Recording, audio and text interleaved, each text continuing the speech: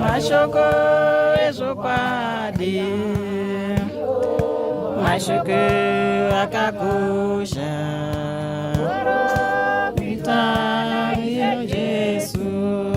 Wakati agara umuremi vadzidzi vakauya varivoga tiudzei izvi chakuva riniko chiradzo chouguma chakuva chipiko aya ndiwo mashoko akakosha,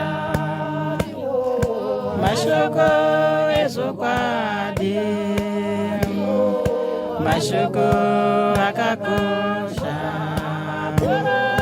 vitamiyo Jesu.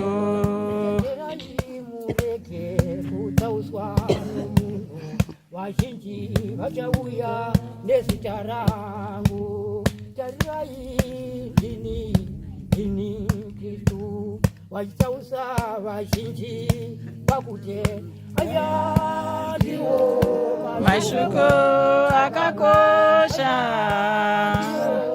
mashoko ezokwadi,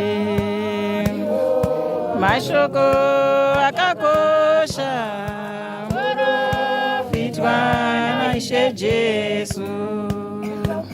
zvokurwa nekurokurwa tenzerai kuti musavhunduka nokuti izvi zvose tofana kumboitwa asi kuguma kuchijere kusvika aya ndiro Mashoko akakosha.